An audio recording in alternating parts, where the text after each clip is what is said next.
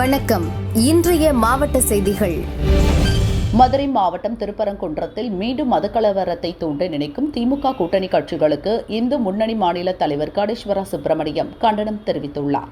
முருகனின் அறுபடை வீடுகளில் ஒன்றான திருப்பரங்குன்றத்தை இந்துக்கள் போற்றி வணங்கி வருகின்றனர்.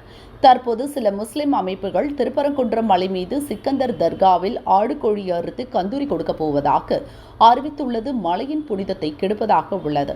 திமுக கூட்டணி கட்சிகள் விழா நடத்த ஆதரவாக செயல்படுவதுடன் இந்துக்கள் மீது அவதூறு பரப்பி அறிக்கைகள் வெளியிடுவது கண்டனத்திற்குரியது.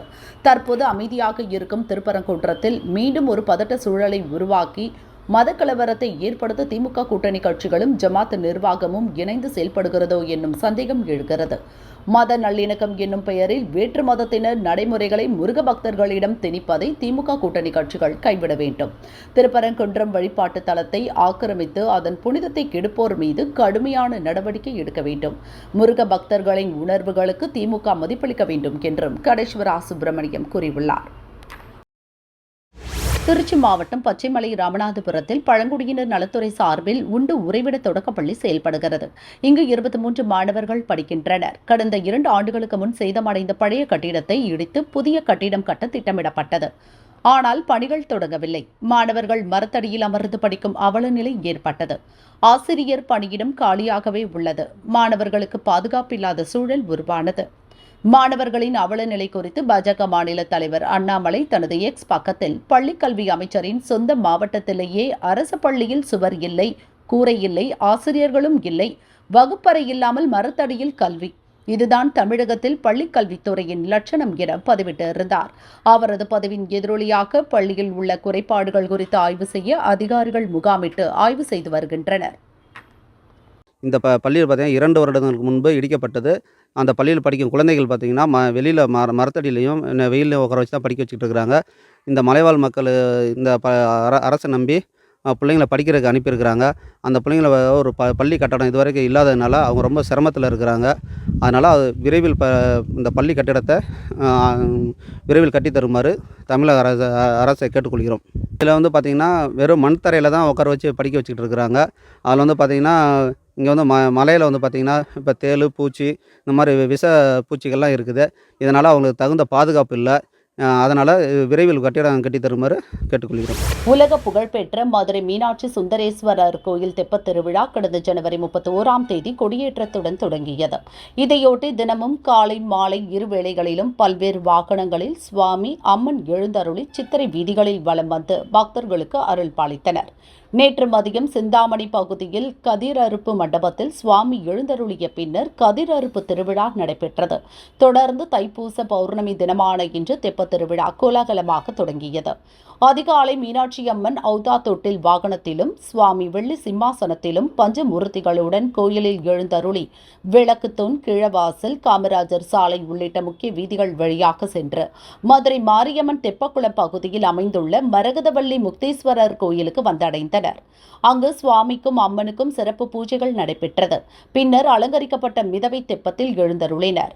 தொடர்ந்து அனுப்பானடியை சேர்ந்த இளைஞர்கள் மிதவை தெப்பத்தேரினை வடம்பிடித்து இழுப்பதற்காக பாரம்பரிய முறைப்படி அழைத்து வரப்பட்டனர்.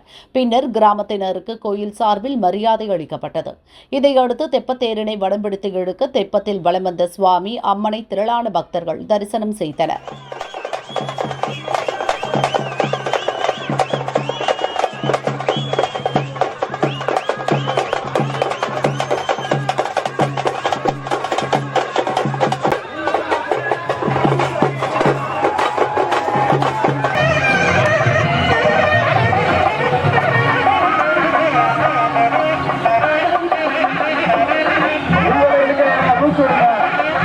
மதுரைனாலே திருவிழா தான், அது எல்லாருக்கும் தெரிஞ்சது தான். சித்திரை திருவிழாவுக்கு அடுத்து ரொம்ப பெரிய விமர்சனமாக இருக்கிறது தெப்பத் திருவிழா. வருஷம் தெப்பத் திருவிழாவுக்கு வந்துடுவோம். இங்கே இருக்க கூடியிருக்க சனங்கள் அதை பார்க்கும்போதே ஒரு பயங்கர ஒரு எந்தூசியாஸ்டிக்காக ரொம்ப ஒரு உற்சாகமாக இருக்கும். ரொம்ப சந்தோஷமாக இருக்குது. இந்த வருஷம் நல்லபடியாக மழை எல்லாம் நல்லா பெஞ்சு ஸ்டூடெண்ட்ஸ்லாம் நல்லா படித்து நல்லா மார்க் எடுத்து நல்லா ரேங்க் எடுக்கணும் அப்படின்னு கடவுளை வேண்டிக்கிறோம். கடலை போல் நீர் நிரம்பிய தெப்பத்தில் சுவாமியும் அம்மனும் இருமுறை வலம் வந்த நிலையில் மைய மண்டபத்தில் எழுந்தருள்வார்கள். விழா ஏற்பாடுகளை மதுரை மண்டல இந்து அறநிலையத்துறை இணை கமிஷனர் செல்லதுரை, மீனாட்சி அம்மன் கோயில் துணை கமிஷனர் கிருஷ்ணன், அறங்காவலர் குழு உறுப்பினர் மீனா அன்புநிதி செய்தனர். மதுரை கேகே நகர்லேருந்து வரேன். மதுரையில் தான் 20 வருஷமாக இருக்கேன். வருஷம் இந்த தெப்பத் திருவிழாவை பார்ப்போம். ரொம்ப விமரிசையாக நடக்குது. மக்களெல்லாம் இவ்வளோ கூட்டம் கூடி ரொம்ப சந்தோஷமாக மகிழ்ச்சியாக அந்த மீனாட்சி அம்மனை தரிசிக்கும் போது மனசுக்கும் ரொம்ப மகிழ்ச்சியாக இருக்குது. இடையில கொரோனா வரும்போது மக்கள்லாம் வீட்டை விட்டு வெளியில் வர முடியாமல் இருந்தாங்க. ஆனால் இப்போ வர்ற காலங்களில் எல்லாரும் இந்த ஒன்று கூடி இந்த மதுரை திருவிழாவை ஒவ்வொரு வருஷமும் பார்க்கும்போது ரொம்ப சந்தோஷமாக இருக்குது. இந்த வருஷம் மழை நல்லா பெஞ்சு நல்ல விவசாயம் நல்லா செழிக்கணும்னு நல்லா மீனாட்சி அம்மனையும் இந்த சிவபெருமானையும் வேண்டிக்கிறோம். மக்கள் எல்லாரும் நல்லா இருக்கணும், சந்தோஷமாக இருக்கணும். இந்த வருஷம் 10th 12th எழுத போகிற அந்த ஸ்டூடெண்ட்ஸுக்கெல்லாம் இந்த தெய்வம் நல்லா ஆசீர்வதிக்கணும். பிள்ளைங்கள்லாம் நல்ல மார்க் வாங்கணும், எல்லாரும் நல்லா அமோகமாக இருக்கணும்னு வேண்டிக்கிறேன். விழாவின் ஒரு பகுதியாக இன்று இரவு மின் விளக்குகளால் அலங்கரிக்கப்பட்ட தெப்பத்தில் சுவாமியும் அம்மனும் எழுந்தருளி இரவு தெப்பத்தை ஒருமுறை சுற்றி வந்து பக்தர்களுக்கு காட்சி தருவர். தெப்ப உற்சவத்தின் போது மட்டும்தான் சுவாமியும் அம்மனும் வெள்ளி சிம்மாசனத்தில் எழுந்தருளுவர். அம்மன் கூடுதலாக உருக வாகனமான ஔதா தொட்டி வாகனத்தில் எழுந்தருளுவார் என்பது கூடுதல் சிறப்பு. வருஷம் பார்த்துட்டு இருக்கோம் அந்த திருவிழாவை. மினி சித்திர திருவிழா மாதிரி தான், நல்லா இருக்கும், கலர்ஃபுல்லாக இருக்கும். காலை சாமி 2 தடவை சுற்றும். நைட் ஆனால் இன்னும் அதோட கலர்ஃபுல்லாக இருக்கும். நல்லா ஒளி வெளிச்சத்தில் நல்லா இருக்கும். இது ஒரு பாரம்பரியம் தான், மதுரையோட பாரம்பரியம் தான். மதுரையில் இருந்துட்டு பார்க்காமல இருக்கக்கூடாது, வருஷம் வந்துடும். தெப்பக்குளத்தில் நீர் நிரம்பி இருப்பதால் தெப்பத்தில் படகுகள் மூலம் தீயணைப்பு வீரர்கள் மற்றும் போலீசார் பாதுகாப்பு பணியில் ஈடுபட்டனர். 300க்கும் மேற்பட்ட போலீசார் பாதுகாப்பு பணியில் ஈடுபடுத்தப்பட்டனர்.